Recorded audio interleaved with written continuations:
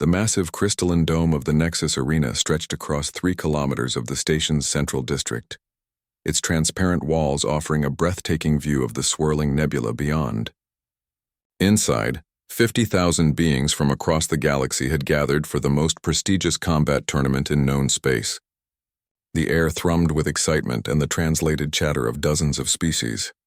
Commander Sarah Chen stood in the competitors' waiting area, her simple gray jumpsuit a stark contrast to the elaborate armor and ceremonial garb worn by the other warriors. Around her, towering Krillian berserkers flexed their forearms while their chitinous exoskeletons gleamed under the arena's lights. Ethereal Vorthak assassins floated in meditation, their translucent forms barely visible as they prepared their psionic abilities. The reptilian Saurian champions hissed strategic discussions, their scales shifting color with emotion. Sarah observed them all with quiet intensity. At 5 feet 6 inches tall and weighing barely 60 kilograms, she appeared laughably outmatched. The other competitors had stopped acknowledging her presence hours ago, dismissing her as some cosmic joke or clerical error. She could hear their translated whispers. How did a human even qualify for the trials of dominance? Rumbled a massive Gorvak warrior, his stone-like skin crackling as he moved. Their species only discovered faster than light travel 3 cycles ago. Perhaps it's some form of entertainment, hissed a Saurian. The Galactic Council does enjoy their spectacles. The announcement system crackled to life, broadcasting in the universal frequency that all translation devices could interpret. Citizens of the galaxy, welcome to the 847th Trials of Dominance. Today, champions from 43 species will compete for the ultimate prize, a seat on the Warriors' Council and the right to speak for their people in matters of galactic security. The crowd's roar was deafening. Sarah closed her eyes and centered herself, drawing on the meditation techniques she had learned during her years in Earth's special forces. The noise faded to background static as she focused on her breathing and heart rate. The first elimination round will begin shortly, the announcer continued. Our combatants will face the trial of strength, where they must demonstrate their species' fighting capabilities against our combat drones. Only those who survive with honor will advance to the true battles. A holographic display materialized in the center of the waiting area, showing the arena floor below. Mechanical platforms rose from hidden compartments, each equipped with varying levels of defensive barriers and weapon systems. The combat drones that emerged were sleek, predatory machines designed to test every aspect of a warrior's abilities. One by one, the champions were called to compete. Sarah watched as the Krillian representative tore through a squadron of drones with brute force, his forearms moving in perfect coordination. The crowd cheered as he demonstrated the raw power that made his species legendary across the galaxy. Next, a Vorthak assassin moved like liquid shadow, phasing through attacks and striking with deadly precision at the drone's weak points. Each performance was met with thunderous approval from the audience, but Sarah noticed something others might have missed.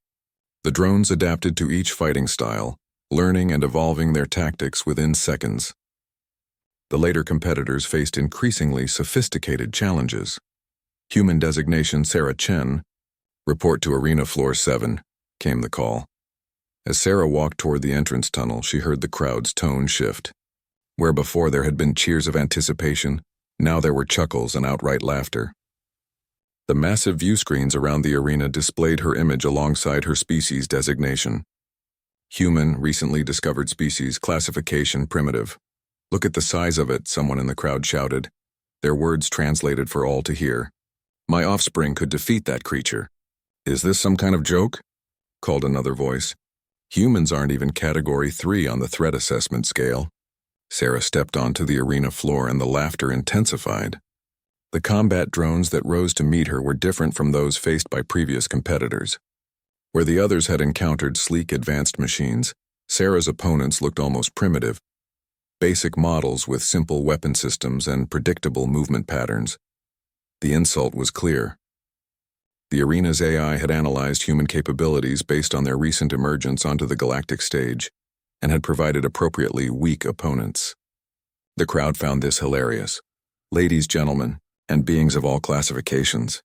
The announcer's voice boomed with barely concealed amusement. Witness the humans' attempt at the trial of strength. Please note that emergency medical teams are standing by. though we suspect they will be needed to collect what remains rather than provide treatment. Sarah ignored the commentary and focused on her opponents. 6 drones circled her position, their basic projectile weapons charging with visible energy signatures. She noted their movement patterns, their spacing, their apparent programming limitations. The countdown began. 10, 9, 8. Sarah rolled her shoulders and flexed her fingers. During her years in special forces, she had learned to fight in every conceivable environment against every type of opponent. She had trained in zero-gravity, underwater, and toxic atmospheres, and on worlds with crushing gravitational fields. But more importantly, she had learned to fight smart. 3, 2, 1, begin. The drones opened fire immediately, their energy bolts converging on Sarah's position. But she was no longer there. Moving with fluid grace, she had anticipated their targeting algorithms and rolled to cover behind a debris pile left from the previous competitor's battle. The crowd's laughter faltered slightly as Sarah emerged from cover, not with weapons blazing but with a calculated throwing motion. A piece of debris, a fragment of destroyed drone from an earlier battle, flew with impossible accuracy and struck the lead drone's sensor array. Blinded, the drone's targeting system went haywire, and its wild firing damaged 2 of its companions. Sarah was already moving again, using the environment and the drone's own programming against them. Interesting, murmured Chancellor Vexhai from his position in the VIP section. The elderly Zephyrian's 4 eyes tracked Sarah's movements with growing attention. She's not fighting them. She's making them fight each other. Within minutes, Sarah stood alone among the wreckage of 6 combat drones. Not a single shot fired from any weapon. The arena had fallen completely silent. Then slowly a single voice began to clap. Then another. Then a section. Then the entire arena erupted in confused but genuine applause. Sarah looked up at the screens displaying her time and efficiency ratings. They were unlike anything the arena had recorded in recent memory. For the first time, the galaxy was paying attention to humanity. The competitors' quarters hummed with nervous energy as the survivors of the first trial gathered for the evening meal. 43 warriors had entered the arena that morning. Now only 19 remained, their species having proven worthy of advancing to the individual combat rounds.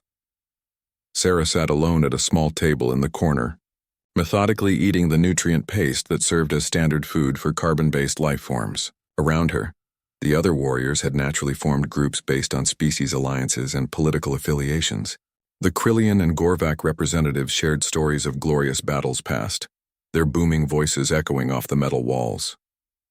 The more cerebral species, the Zephyrians, Vorthak, and Crystalline collective delegates, engaged in quiet, strategic discussions. None approached the human table. Sarah didn't mind the isolation. It gave her time to observe and analyze her remaining competition. During her military career, she had learned that understanding your enemy was more valuable than any weapon. She noted the way the Krillians favored their dominant right arms, the slight delay in the Vorthak's phase-shifting abilities, the telltale shimmer that preceded a Zephyrian's psionic attack. Remarkable performance today. Human. Sarah looked up to find Thekvar, the Saurian champion, standing beside her table. His reptilian features were unreadable, but his head crest was flared and what she had learned indicated respect among his species. "Thank you," Sarah replied simply, gesturing to an empty chair. "Please sit." Tekvar's tongue flicked out, tasting the air around Sarah. It was a nervous habit among Saurians, their way of gathering chemical information about potential threats or allies. "You fight unlike any species I have encountered. My ancestors have conquered 17 worlds, and I have studied the combat doctrines of 43 civilizations. Yet your methods, they are entirely unprecedented." Sarah set down her eating utensil. "How so?" "You use no weapons technology, no energy shields, no enhancement drugs or genetic modifications. Yet you achieve tactical superiority through pure strategic thinking." Tekvar's voice carried genuine curiosity. "My own species relies on superior reflexes and natural weaponry. The Krillians trust in brute force. The Vorthak employs psionic abilities. But you made weakness into strength." "My people have a saying," Sarah replied. "The strongest warrior is not always the one with the biggest sword." From across the room, a familiar rumbling laugh interrupted their conversation. Gorthak, the massive Gorvak warrior who had dismissed Sarah earlier, approached their table with heavy footsteps that made the floor vibrate. "The little human thinks it's wise now," he growled, his stone-like features twisted into what might have been amusement. "You face practice drones, soft skin. Children's toys compared to what awaits in the real trials." Sarah looked up at the 7-foot-tall giant without flinching. Gorthak's species was known throughout the galaxy for their incredible durability and strength. Their rocky hide could deflect most energy weapons, and their natural physicality allowed them to crush most opponents through sheer force. "Perhaps," Sarah said calmly, "but those practice drones were programmed with the same tactical databases as the arena's main combat systems. They had access to the fighting techniques and strategies of every species that has ever competed here. And yet you destroyed them without breaking a sweat," Thekvar observed. Gorthak's laugh became less certain. "Lucky timing. Beginner's fortune. Tomorrow when we face each other in single combat, your tricks will not work against living opponents who can think and adapt." "Maybe not," Sarah agreed. "But humans have been fighting each other for thousands of years. We've had to develop creative solutions." The conversation was interrupted by a holographic announcement that materialized above the dining area. Chancellor Vexhai's weathered face appeared, his 4 eyes surveying the gathered warriors. "Congratulations to those who have advanced to the second trial," the Chancellor began. "Tomorrow you will face the trial of combat, direct confrontation with a randomly selected opponent. The rules are simple. Fight until one combatant yields or is incapacitated. Lethal force is permitted, though not encouraged. Medical teams will intervene only if a competitor's life signs reach critical thresholds." The hologram shifted to show a large spinning wheel, with the names and images of all remaining competitors. Pairings will be determined at random moments before each match to prevent pre-planning. The first combat will begin at dawn ship time. As the announcement ended, Sarah noticed the subtle changes in posture and expression among her fellow competitors. The easy camaraderie of the evening meal evaporated, replaced by the focused intensity of warriors preparing for battle. "Human," Gorthak said, his voice now carrying a more serious tone. "If fortune places us against each other, I will ensure your death is quick. Your performance today has earned you that much respect." "I appreciate the courtesy," Sarah replied. "But I should warn you, humans don't give up easily." After Gorthak departed, Thekvar remained at the table. His crest had shifted to the coloration Sarah associated with contemplation among his people. "There is something I must tell you," the Saurian said quietly, glancing around to ensure they weren't being overheard. "The other species, they are concerned about your advancement, not because they fear humans as warriors, but because they fear what your species might become." "What do you mean?" "Your people have only recently achieved interstellar capability. Yet you've already begun establishing colonies and trade relationships with remarkable speed. In 3 standard cycles, humans have gone from a single world species to having settlements in 12 systems. That rate of expansion, it reminds many of us of another species." Sarah's expression remained neutral, but internally she processed this information. Human expansion into space had indeed been aggressive by galactic standards, driven by Earth's political pressures and resource needs. "The Void Collective," Thekvar continued. "Before they became the galaxy's primary threat, they too were an insignificant species that expanded rapidly. Many here believe that if humans prove capable of competing with established galactic powers, they may follow a similar path. And what do you believe?" Thekvar's tongue flicked out again. "I believe that any species capable of producing a warrior like you deserves careful evaluation. Whether that evaluation leads to alliance or elimination, that may depend on tomorrow's trials." As Sarah returned to her quarters that night, she understood that the competition had evolved beyond simple combat trials. Every move she made, every strategy she employed, would be analyzed not just for its effectiveness, but for what it revealed about humanity's potential as a galactic power. She began to prepare for more than just physical combat. Tomorrow she would be fighting for the future of her entire species. The stakes had never been higher, and the galaxy was watching. Dawn arrived with the artificial lighting systems slowly brightening to simulate planetary sunrise. Sarah had been awake for 2 hours, moving through her morning routine with practiced precision, physical exercises, meditation, equipment check, and mental preparation, the same ritual that had sustained her through countless missions on Earth and beyond. The arena's medical bay had provided her with basic combat gear, lightweight armor that would protect against glancing energy blasts, a personal shield generator, and her choice of weapons from the standard Galactic arsenal. Sarah had selected items that seemed almost primitive by Galactic standards. A simple energy blade and a projectile weapon that fired solid ammunition rather than energy. Bolts. The other competitors had made different choices. The Krillian warrior carried 4 different energy weapons, one for each arm. The Vorthak assassin had declined all equipment except for phase enhancement modules. The remaining Gorvak champion bore armor that looked like it could withstand a starship's weapons. As they gathered in the preparation chambers, holographic displays showed the arena being reconfigured for single combat. The floor shifted and reformed, creating a circular battleground surrounded by energy barriers that would contain the violence while allowing the audience perfect viewing angles.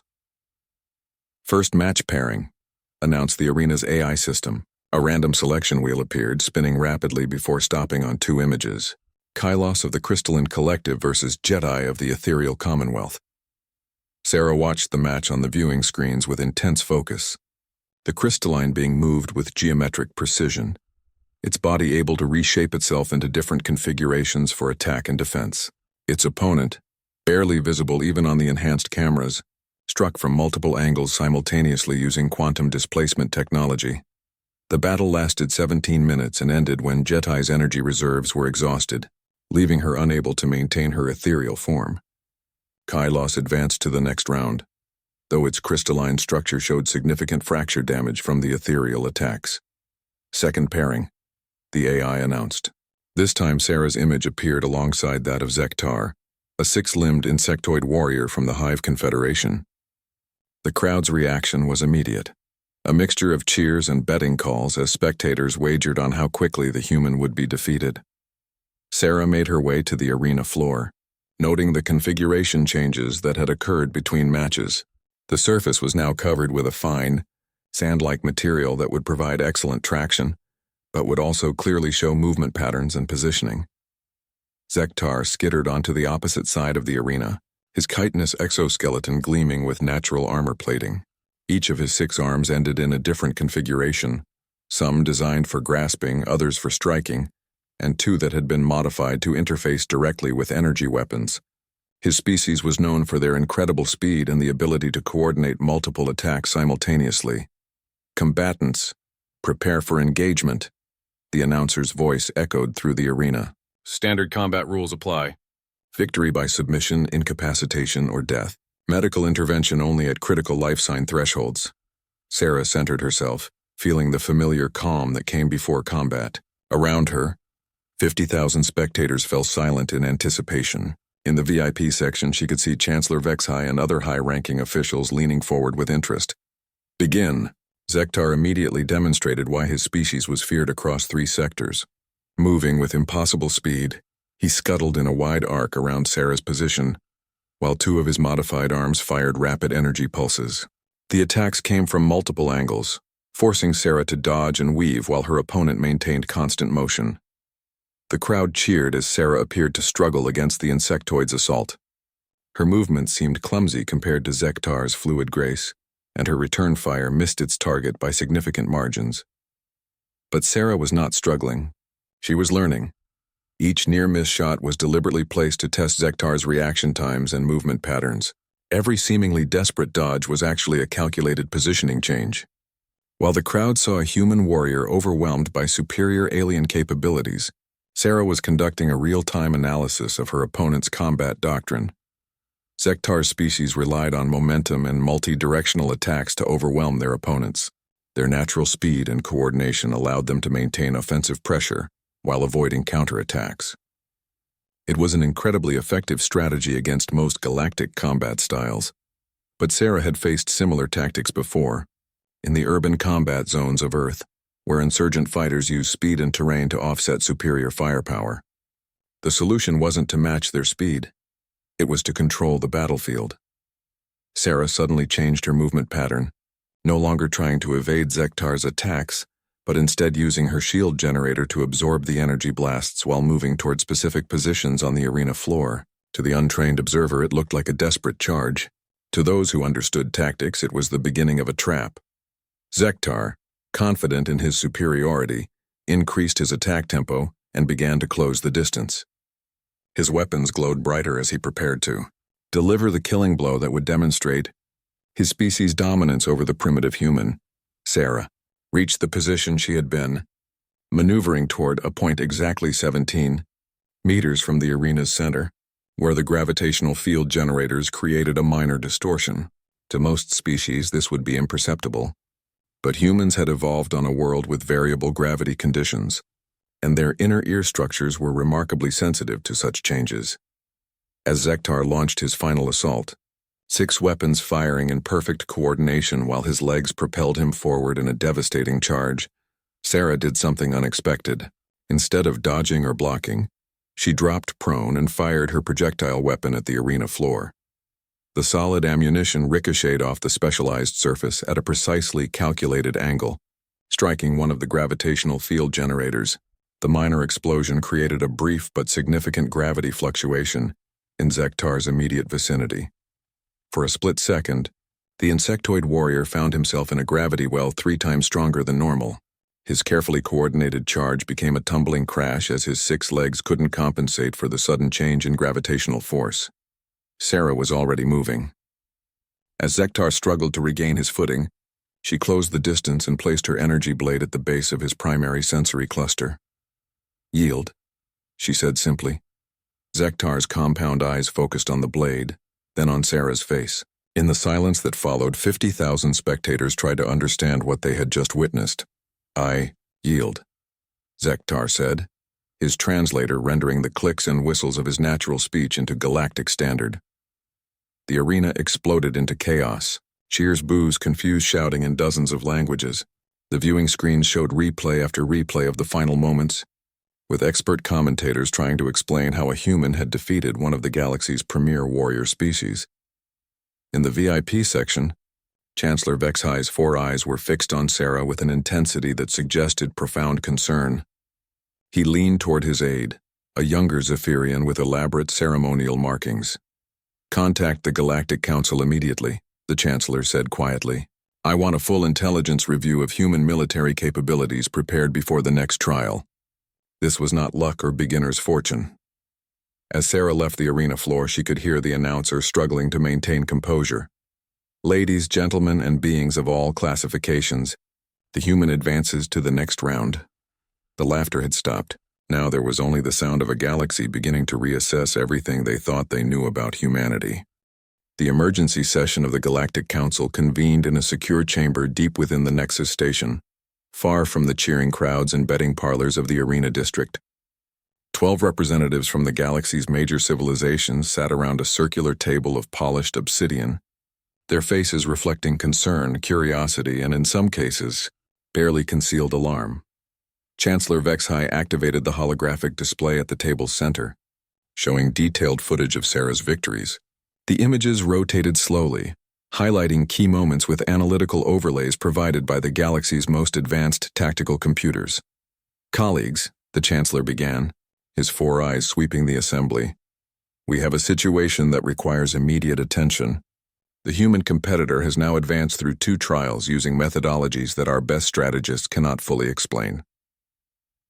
Admiral Kressistak of the Hegemony Fleet leaned forward, his scaled features twisted into a skeptical expression. "Surely you're not suggesting that a single primitive warrior represents a threat to galactic security? Their species has barely achieved intersystem commerce." "That's precisely what concerns me," replied Councillor Uithara, the ethereal Commonwealth's representative. Her translucent form shimmered with emotional energy. "In our archives, we have records of only one other species that demonstrated such rapid adaptation to galactic-level competition." The table fell silent.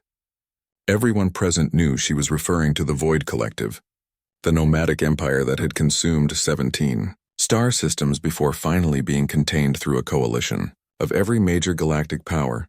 "The humans' tactics are unlike anything in our databases," continued Vexhi, manipulating the hologram to show Sarah's use of environmental factors and improvised weaponry.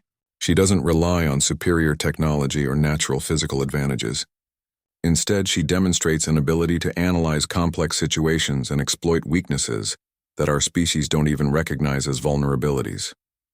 Dr. Zendros of the Research Collective, A crystalline being whose faceted form reflected the holographic display, spoke in harmonious tones that resonated through the chamber's acoustic systems. I have analyzed the human's physiological responses during combat.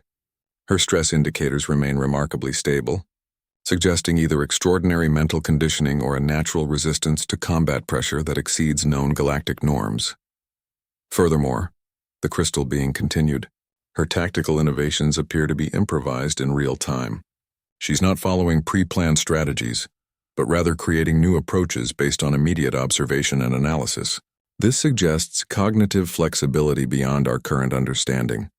General Mordock of the warrior caste, a massively built Gorvak whose stone-like hide bore the scars of 1,000 battles, slammed a rocky fist on the table.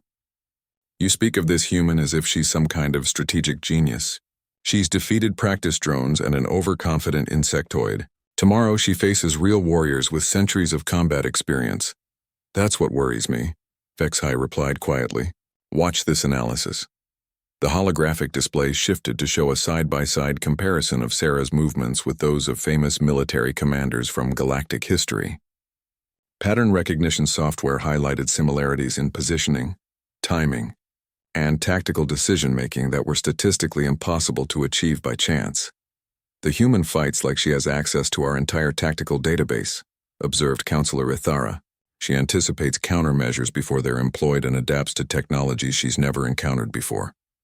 Or, suggested Admiral Krestak, her species has been studying galactic combat methodologies far longer than they've admitted.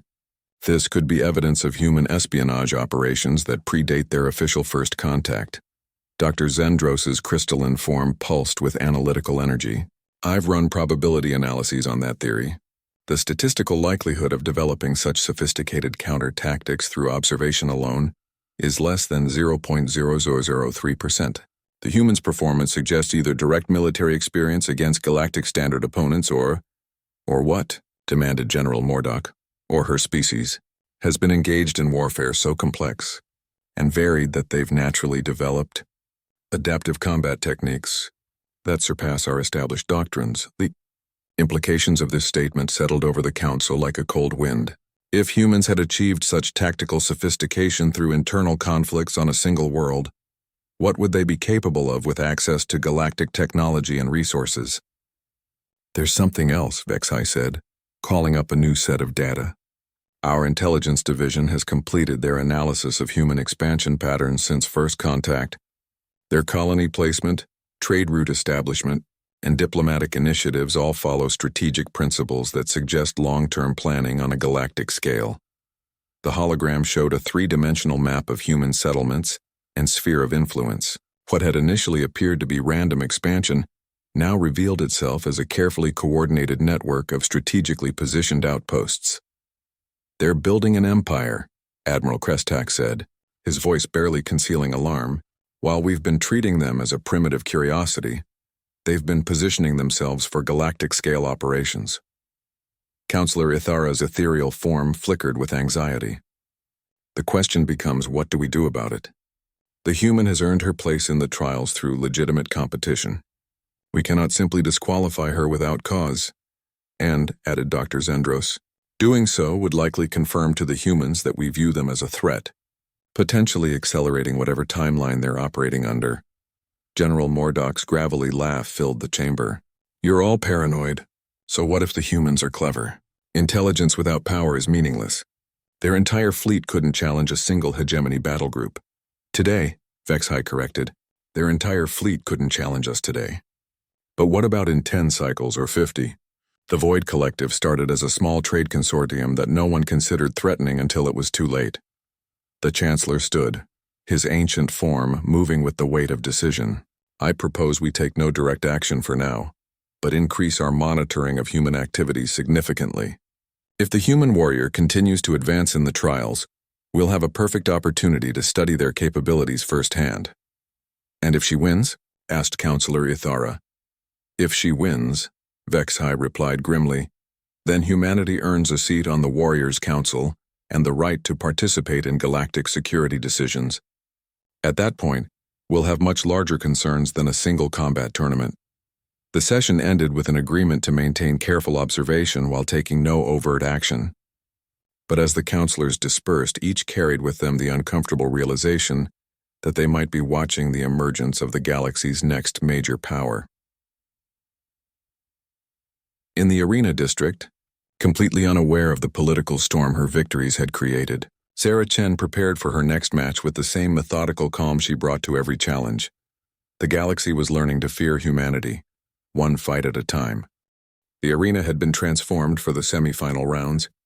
Gone was the simple circular platform of the earlier matches. In its place stood a complex three-dimensional battlefield, complete with varying elevation levels, environmental hazards, and dynamic obstacles that would shift and change throughout the combat. This was warfare as it existed in the real galaxy, chaotic, unpredictable, and deadly. Sarah stood at her designated entry point, studying the tactical display that showed the arena's configuration. Across the battleground, her opponent waited with the patience of a born predator. Kythera the Void Hunter represented the most feared warrior, cast in known space, the Shadow Stalkers of the Umbral Dominion. The Umbral Dominion had earned their fearsome reputation through 3 centuries of successful military campaigns. Their warriors were genetically enhanced from birth, trained in combat techniques that utilized their natural ability to bend light and shadow, and equipped with technology that made them nearly invisible to most detection methods. Kythera herself was a legend among her people. She had personally eliminated 17 enemy commanders in single combat, each death dealing a crushing blow to rebel movements that had dared to oppose Umbral expansion. Her success rate in arena combat was perfect: 43 victories, 0 defeats. The crowd's energy was different today. Where earlier matches had been entertainment, this felt like an execution.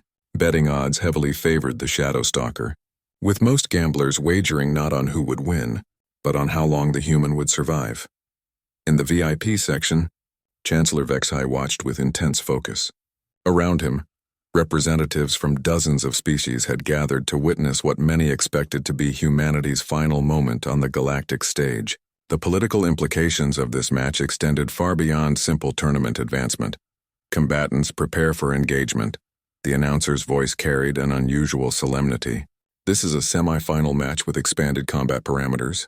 All weapons and techniques are permitted, except those specifically banned by Galactic convention. Victory conditions remain unchanged. Sarah checked her equipment one final time. For this match, she had made different choices.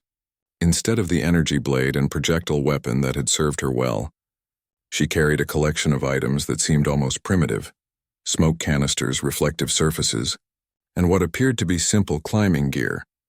The battlefield's environmental systems activated, creating pockets of mist, areas of shifting shadows, and zones where gravity fluctuated unpredictably.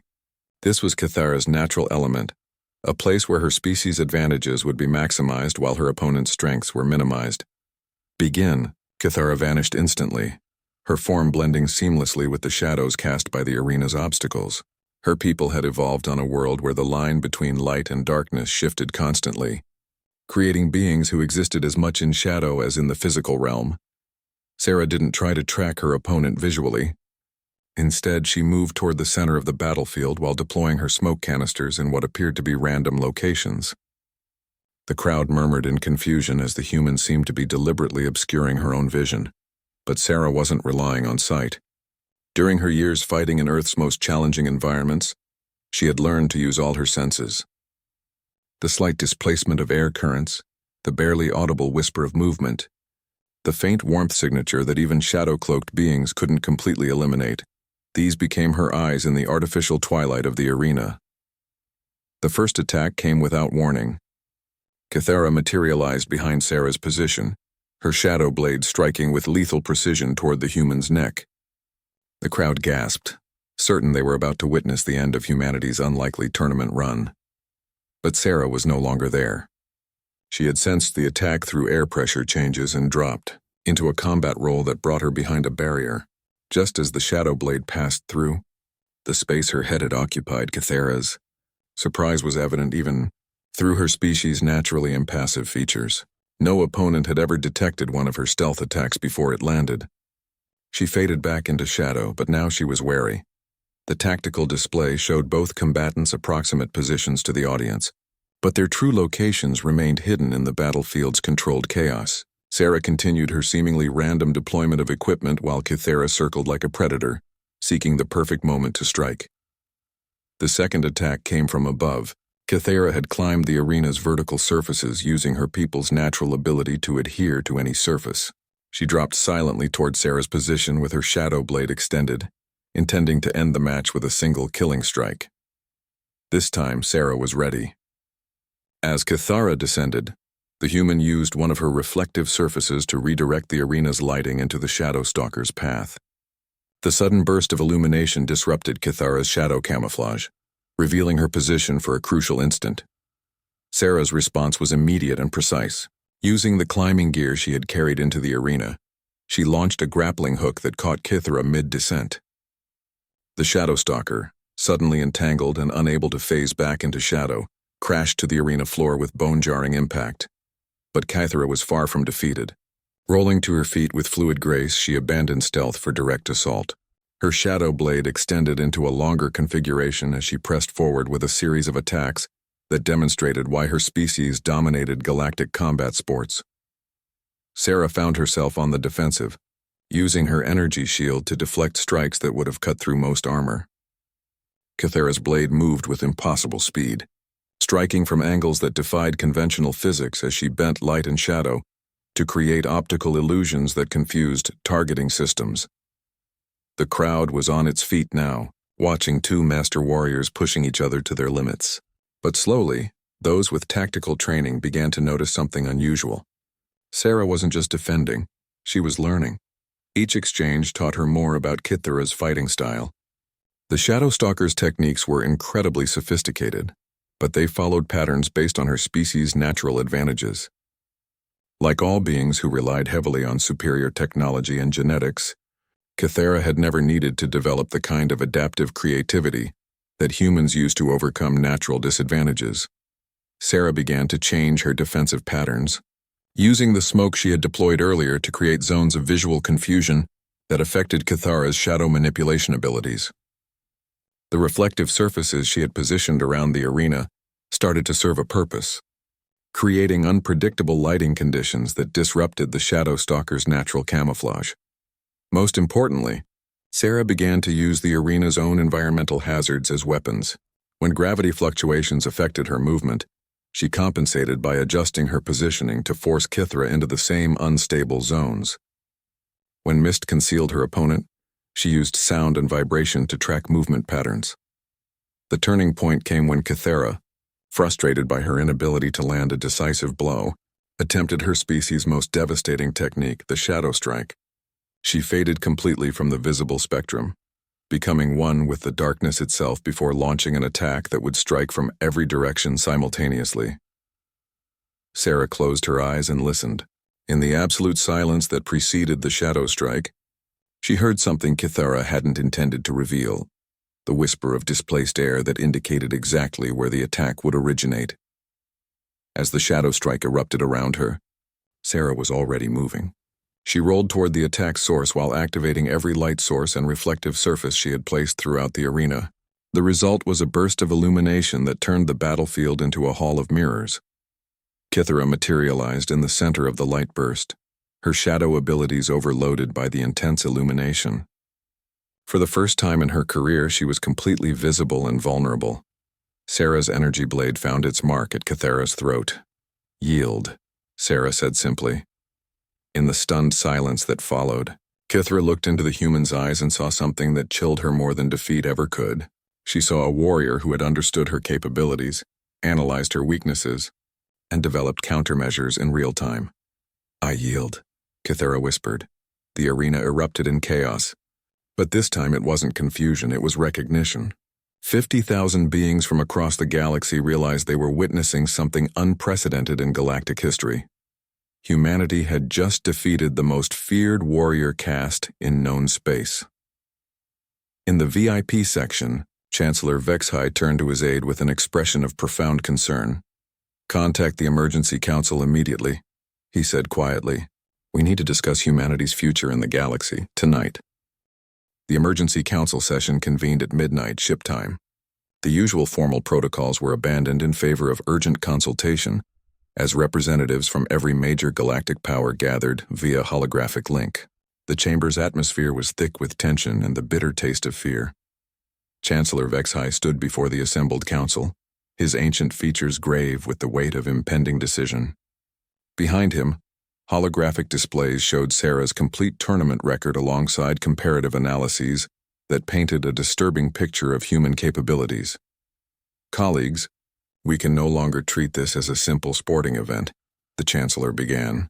The human has now defeated representatives from 3 of our most formidable warrior species, using tactics that our best military analysts describe as evolutionary leaps in combat doctrine. Admiral Cressitak's scaled features were tight with controlled anger. The Shadow Stalker's defeat changes everything. The Umbral Dominion has never lost a single combat engagement. Their entire military doctrine is based on the assumption of individual superiority, which means, added General Mordock, his stone-like features showing cracks of concern, that this human has just demonstrated the ability to neutralize our most effective special operations forces. Dr. Zendros's crystalline form pulsed with analytical energy. I've completed detailed bioscans of the human throughout her matches. Her physiological responses indicate that she's operating well within her physical parameters. She's not pushing her limits. She's comfortably managing challenges that would tax our finest warriors to exhaustion. The implications of this statement sent ripples of unease through the council. If Sarah was fighting at only a fraction of her capability, what could humans achieve when truly pressed? Councillor Ithara's ethereal form flickered with anxiety. There's something else. Our intelligence networks have detected increased human activity in 17 star systems since the tournament began. They're accelerating their expansion timeline. They know we're watching, Admiral Cressitak said grimly. They're using the tournament as a distraction while positioning for something larger. Chancellor Vexhai manipulated the holographic display to show a galaxy-wide strategic overview. Human settlements, previously scattered and seemingly random, now revealed themselves as components of a carefully designed network that controlled key hyperspace routes and resource-rich systems. In 3 years, they've established what it took the hegemony 50 years to build, the Chancellor observed. If their current expansion rate continues, they'll control 15% of galactic commerce within a decade, and now we know they can neutralize our military advantages, General Mordock added, his voice like grinding stone. The combination of strategic expansion and tactical superiority is exactly what the Void Collective demonstrated before their great expansion, Councillor Ithara finished. We're watching the birth of another galactic empire. The council chamber fell silent as the weight of this realization settled over the assembled representatives. They had seen this pattern before and they knew how it ended, with entire star systems consumed and billions of beings displaced or destroyed. What are our options? Admiral Cressitak asked. Dr. Zendros's analytical processes hummed audibly as the crystalline being considered possibilities. Direct military action would require justification under galactic law. Humanity has committed no aggressive acts and has followed all established protocols for species integration. We could manipulate the final match, suggested General Mordock. Ensure the human faces an opponent specifically designed to exploit her weaknesses. What weaknesses? Chancellor Vexhai asked pointedly. Our analysts have identified none. She adapts to every challenge, exploits advantages we didn't know we possessed, and demonstrates tactical flexibility that exceeds our understanding. Then we make the choice for her, Admiral Cressitak said, his voice carrying the cold calculation of military necessity. If the human cannot be defeated in honorable combat, then we arrange for a more permanent solution. The suggestion hung in the air like a toxic cloud. Assassinating a tournament competitor would be an unprecedented violation of galactic law and tradition, but the alternative, allowing humanity to continue its expansion unchecked, might be even more dangerous. And if we're discovered? Councillor Ithara asked. If the humans learn that we murdered their representative, they would be justified in considering it an act of war. Better a war we can win today than an empire we cannot defeat tomorrow, Admiral Cressitak replied. Chancellor Vexhai studied the strategic displays, his 4 eyes tracking human expansion patterns and military capabilities.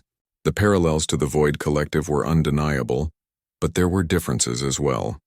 Humans seemed more interested in trade and diplomacy than conquest, and their expansion, while rapid, had not involved the displacement of existing populations. "There's another possibility," the Chancellor said slowly. "What if we're wrong about human intentions? What if their expansion is defensive rather than aggressive?" "Explain," demanded General Mordock. "Look at their settlement patterns more carefully. They're not establishing forward military bases, they're creating trade hubs and defensive positions. Every human colony we've identified is positioned to protect existing trade routes or provide mutual defense agreements with local species." Dr. Zendros's form brightened as analytical subroutines processed this perspective. The Chancellor may be correct. Human diplomatic initiatives have consistently focused on mutual benefit rather than dominance. Their expansion could be an attempt to secure their position in the galaxy rather than conquer it. Or it could be exactly what they want us to think, Admiral Krestak countered. The Void Collective began with similar rhetoric about mutual prosperity. The debate continued for hours with no clear consensus emerging. Some council members favored immediate action to neutralize the human threat before it could develop further. Others argued for continued observation and diplomatic engagement. A few suggested attempting to co-opt human expansion by offering them a formal alliance. As dawn approached, Chancellor Vexhai called for a recess. The final decision would have to wait until after the tournament's conclusion. But privately, the Chancellor had already made his choice. Walking to his private chambers, Vexhai activated a secure communication link to the arena's medical bay. The conversation was brief and conducted in a code that even the Council's monitoring systems couldn't decipher. By the time the final match began, Sarah Chen would face more than just another warrior. She would face a test that would determine not just her own fate, but the future relationship between humanity and the galactic community. The Chancellor hoped he was making the right choice, but if he was wrong, the consequences would reshape the galaxy forever. In her quarters, completely unaware of the political machinations surrounding her, Sarah prepared for what she believed would be simply another combat trial. She had no idea that the match ahead would determine whether humanity would be welcomed into the galactic community or marked for destruction. The final battle was about to begin, and the stakes had never been higher. The arena had been transformed one final time for the championship match.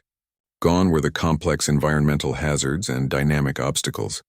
In their place stood a simple, perfectly circular platform surrounded by energy barriers that contained not just the combatants, but also dampening fields that would prevent outside interference. Sarah stood at her entry point, reviewing the tactical data on her final opponent. Tekvar, the Saurian champion who had shown her respect during their first meeting, had defeated every other competitor with surgical precision. His species' natural advantages, lightning reflexes, adaptive scales that could deflect energy weapons, and combat instincts honed over millions of years of evolution, made him a formidable final challenge. But as Sarah studied his previous matches, she sensed something different about this encounter. Tekvar's fighting style had subtly evolved throughout the tournament, as if he too had been learning and adapting. This wouldn't be a battle against a static opponent, but against a warrior who had been analyzing her methods just as carefully as she had been studying his. The crowd's energy was electric. Word of the humans' victories had spread throughout the galaxy, turning what should have been a simple sporting event into a cultural phenomenon. Beings who had never cared about arena combat found themselves glued to broadcasts, watching a species they had dismissed as primitive demonstrate capabilities that challenged everything they thought they knew about warfare and strategy. In the VIP section, the political tension was almost palpable. Chancellor Vexhai sat rigid in his ceremonial robes, knowing that the next hour would determine whether he would be remembered as a wise leader who guided the galaxy through a peaceful transition, or as the architect of a catastrophic decision that led to interstellar war. Unknown to the watching crowd, medical teams had been positioned with unusual equipment, devices that could simulate the effects of combat stress, while remaining undetectable to standard monitoring systems. If Sarah proved too dangerous to allow victory, she would suffer a convenient medical episode that would end her tournament run without raising suspicions. Ladies, gentlemen, and beings of all classifications, The announcer's voice carried across the arena with unusual gravitas. We present the final match of the 847th Trials of Dominance. From the recently contacted human species, Sarah Chen. From the ancient Saurian Empire, Thekvar the Scaled Sword. Both warriors entered the arena to thunderous applause, but the atmosphere was different from any previous match. This felt less like entertainment and more like a historic moment, the kind of event that would be studied and discussed for generations. Thekvar moved with fluid grace to the center of the platform, his reptilian features composed in formal respect. His scales had shifted to their combat configuration, taking on a metallic sheen that would deflect most energy weapons. His weapon, a plasma blade that had been in his family for 7 generations, hummed with barely contained power. "Human Sarah," he said, his voice carrying across the arena through the translation systems. "You have proven that your species deserves recognition among the galaxy's warriors. It will be an honor to test my skills against yours." Sarah approached with equal formality, but her equipment choices surprised many observers. Instead of the tactical gear she had used in previous matches, she carried only a simple energy blade and wore minimal armor. She looked almost casual compared to Thekvar's elaborate war gear. "The honor is mine, Thekvar," she replied. "Your victories have been impressive. I look forward to learning from this encounter." "Combatants, prepare for final engagement," the announcer called. "This match will determine not only the tournament champion, but also humanity's place in the Warriors' Council and their voice in galactic security matters." The weight of those words settled over both fighters. They understood that this was more than personal combat. It was a test of species capabilities that would influence diplomatic relationships for centuries to come. Begin. Neither warrior rushed into attack. Both had observed each other's methods throughout the tournament, and both understood that this match would be decided by strategy rather than speed or strength. Thekvar opened with a series of probing attacks, his plasma blade weaving patterns that tested Sarah's defensive capabilities, while revealing nothing about his own intentions. His scales rippled with color changes that indicated deep concentration. He was analyzing her responses in real time, just as she was studying his techniques. Sarah met his attacks with precise defensive movements, but she was also doing something else. Her positioning and timing were subtly different from her previous matches, as if she had developed entirely new tactical approaches, specifically for this encounter. The first exchange lasted nearly 10 minutes without either fighter gaining significant advantage. The crowd, accustomed to quick, decisive battles, began to murmur with confusion and growing excitement as they realized they were witnessing a chess match played at superhuman speeds. Thekvar suddenly changed his approach, abandoning his probing attacks for a devastating combination that had ended his previous 3 matches. His blade moved in a complex pattern that created multiple attack vectors simultaneously, while his natural speed allowed him to maintain pressure from impossible angles. But Sarah was ready. She had anticipated this shift and had positioned herself to counter not just the attack, but the follow-up combinations that would normally finish an overwhelmed opponent. Her response was so perfectly timed that it seemed almost precognitive. In the VIP section, Chancellor Vexhai leaned forward with growing alarm. The human was fighting at a level that exceeded even his most pessimistic projections. She wasn't just adapting to Thekvar's techniques. She was predicting them. The match continued for another 20 minutes, with both fighters pushing each other to greater and greater displays of skill. Thekvar's natural advantages were gradually being neutralized by Sarah's tactical innovations, while her human ingenuity was being challenged by his species' millions of years of combat evolution. Finally, as both warriors began to show signs of fatigue, Sarah made her decisive move. Instead of continuing the complex blade work that had characterized the match, she did something completely unexpected. She threw her weapon aside and closed with Thekvar using only her hands. The Saurian, caught completely off guard by this apparently suicidal move, hesitated for a crucial instant.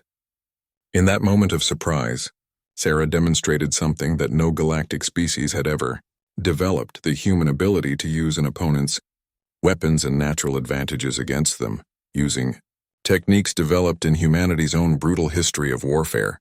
She turned Thekvar's superior reach and natural weapons into disadvantages at close range. Her smaller size and greater flexibility allowed her to control the engagement. in ways that his evolutionary advantages had never prepared him for. The match ended with Sarah's arm around Thekvar's throat in a submission hold that his species had no natural defense against. His scales could deflect energy weapons, but they couldn't protect against the simple mechanical pressure of a human martial arts technique. "Yield," Sarah said quietly. Thekvar's tongue flicked out once, tasting the air that carried sense of victory and defeat. "I yield," he said with genuine respect. The arena fell silent for a heartbeat, then erupted in the loudest cheer in its 1,000-year history. 50,000 beings from across the galaxy rose to their feet in recognition of something unprecedented. A newly discovered species had not just participated in galactic civilization, but had demonstrated superiority in its most challenging trial. In the VIP section, Chancellor Vexhai slowly stood and made a decision that would reshape galactic politics. Instead of activating the medical teams that waited to eliminate the human threat, he chose a different path.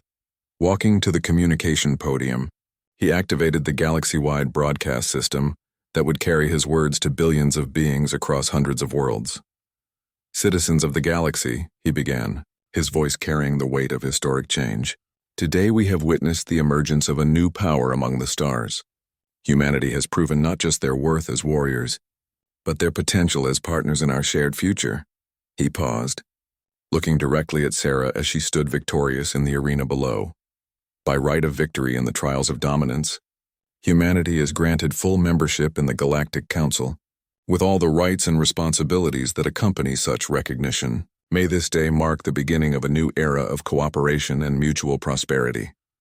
The cheers that followed could be heard throughout the station, but in the political chambers and military headquarters across the galaxy, beings were already beginning to plan for a future that would be fundamentally different from anything they had known before. Humanity had announced its presence to the galaxy not with threats or conquest, but with the simple demonstration of what they were capable of achieving. The message was clear. Earth's children were ready to take their place among the stars. Sarah stood in the arena's center, accepting the cheers of 50,000 beings who had witnessed history in the making. She had come to prove that humanity belonged in the galaxy. She had succeeded beyond anyone's wildest expectations. The human age had begun.